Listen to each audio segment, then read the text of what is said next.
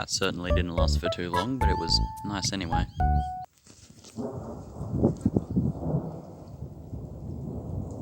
Shut up.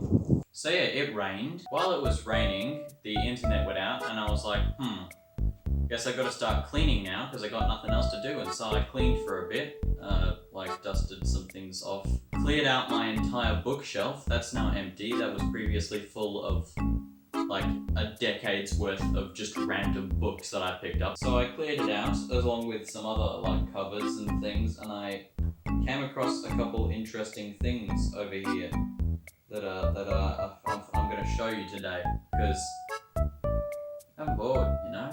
Also, I've just got some random other random things that I have in there.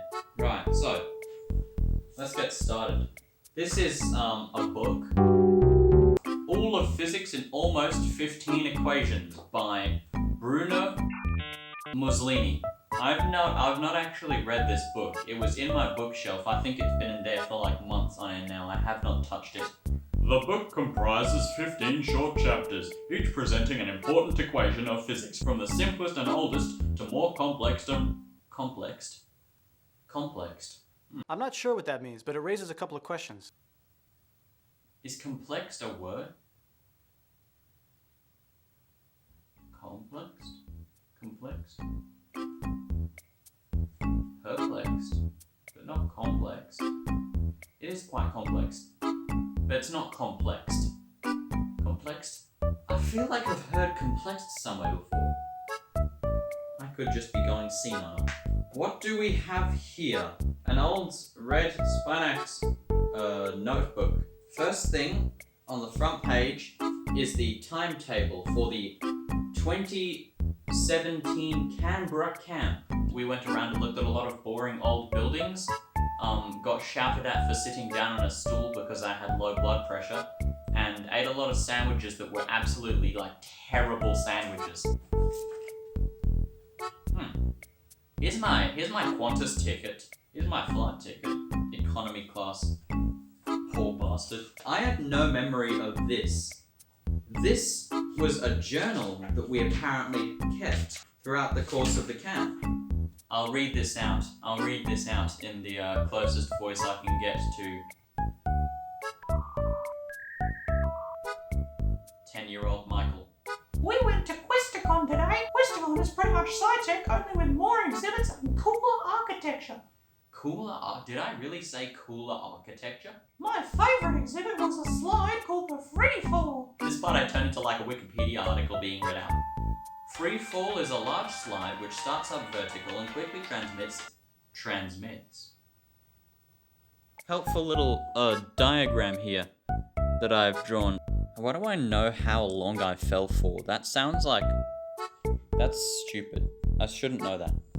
The National Museum was my favourite place. Rafi, Ali and I were in a team in an activity where we needed to find a connection between Farlap's heart and some other exhibits in the museum. Link those exhibits to other exhibits and then linked those exhibits back to Farlap's heart. Our team won.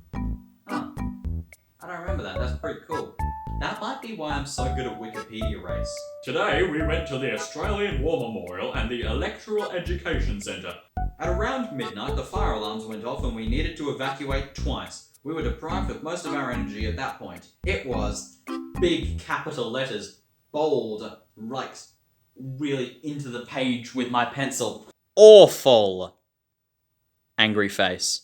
Saturday, we went to a place called Hog's Breath, which smelled like a grease trap. At the cinema, we watched Despicable Me 3, aka 2 hours of confusing plot lines and 80s music. It wasn't in italics drifting off the side of the page too bad.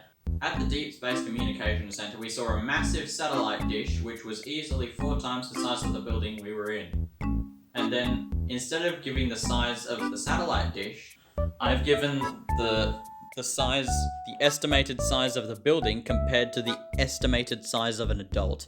Today in Jindabyne we went tobogganing. It was my first time ever seeing snow, and I loved it. Tobogganing was fun, but on my second go, a little kid appeared out of nowhere, and I accidentally tobogganed into him, bounced off, and landed in the fence. Not only did I toboggan into a small child, I also ricocheted off of him into the fence. And then it just goes blank. What day did we leave? It goes blank the day before we finished. I guess I just died on the last day. All in all, very good ancient artifact from the past. There's also a good notebook. I'm probably going to use this for things. 96-page scrapbook.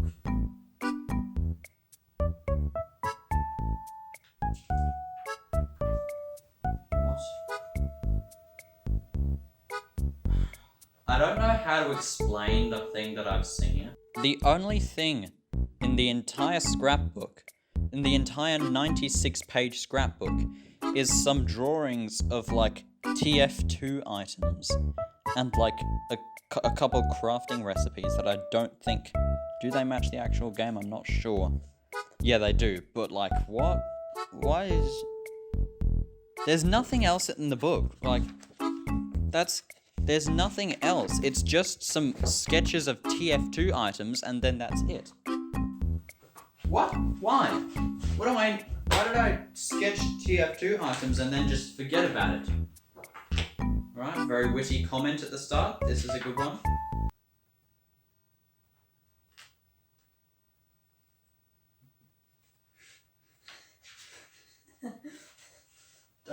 Don't tell me.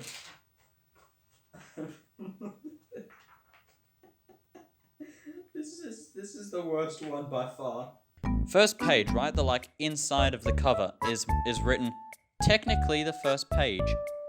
On the real first page could also be considered the first page. Move on to the first page, blank. Second page, blank. Then you get to the third page and it says the first page, but it's the third page of the book. No other landmarks are written, like the halfway points, completely blank. I have done nothing except mark the first, third, and technically other first pages in this book. I have done nothing else with it. This is a tiny dictionary. I got it from Dimmix. I don't know why, but it's a tiny dictionary and I think that's cool. What's the first word that I see? Jacobean. I would pronounce that as Jacobean, but no, it's Jacobean. Adjective. Of the reign of James I of England. Anyway, tiny dictionary. Fred.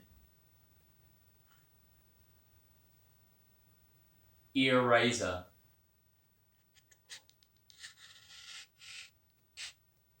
Why is it?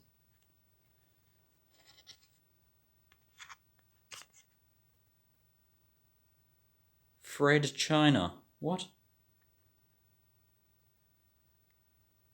It's just an ear-shaped eraser. When did I get this? Where did I find this? Go and erase your mistakes.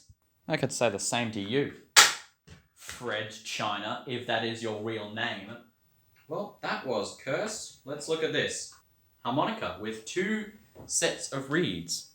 Like 2 separate rows of reed to blow through. Come on, just focus. It's not that difficult.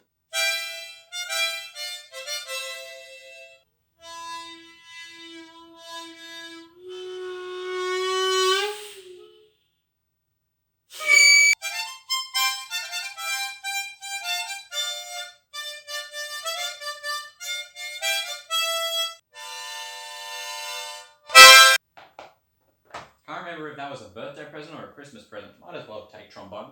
On a musical roll at the moment, aren't we?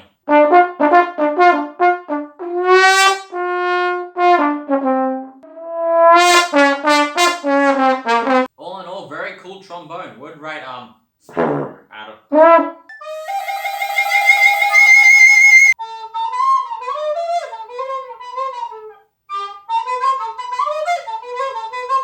Thank you. That was Mozart's Symphony for B in Recorder. What? Is an old National Geographic magazine, the last tribes of the Amazon, protecting the Earth's most threatened people. That's pretty cool. Can't get over the fact that that monkey has the same haircut as my classmate. These are the little things that Coles has been giving out with Andy Griffith's help.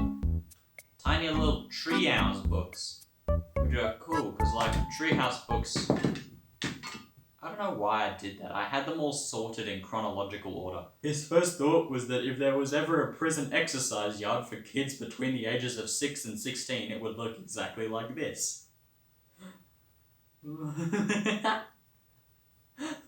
What? Holy shit, binoculars. Are these actual, like, good binoculars?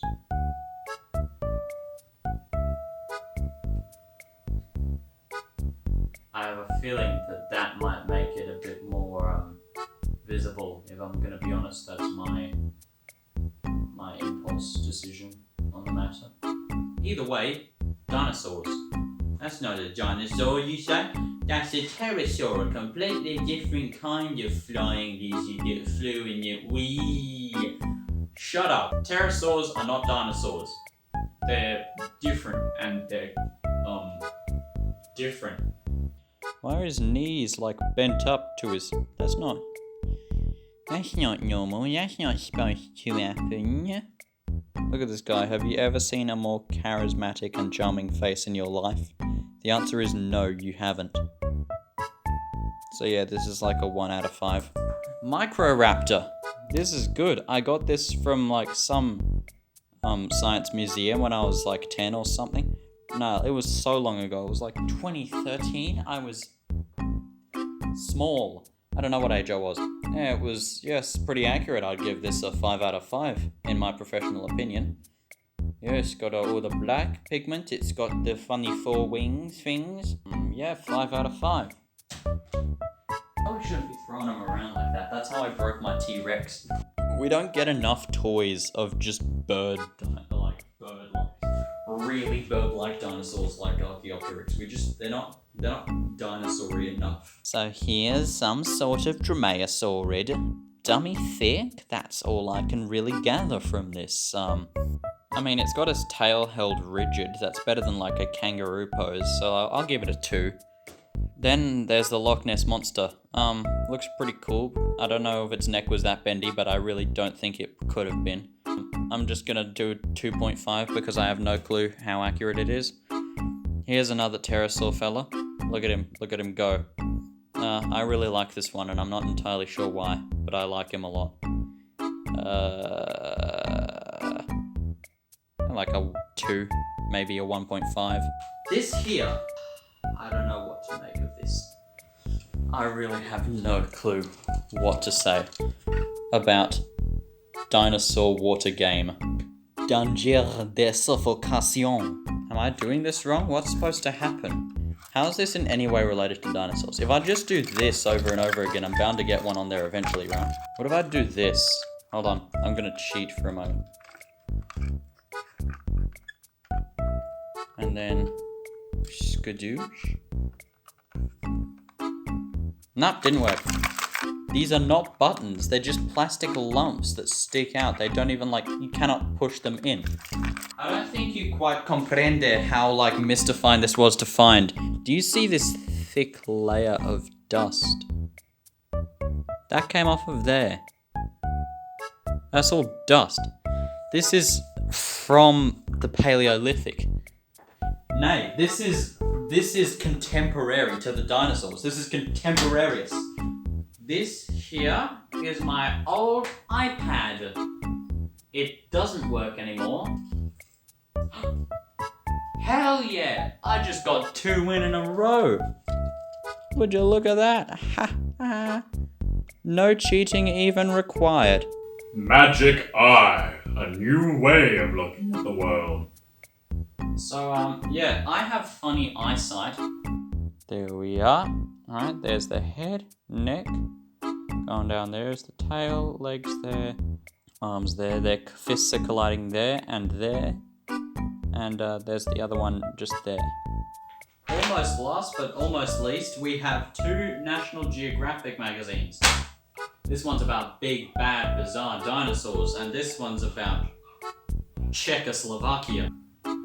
That's one of the most abysmal looking Carnotaurus I've ever seen in my life. Find it. I think it was in the lobby of a doctor's or something like that. But it's just a very old magazine. A very old thing from National Geographic. Czechoslovakia, the dream and the reality.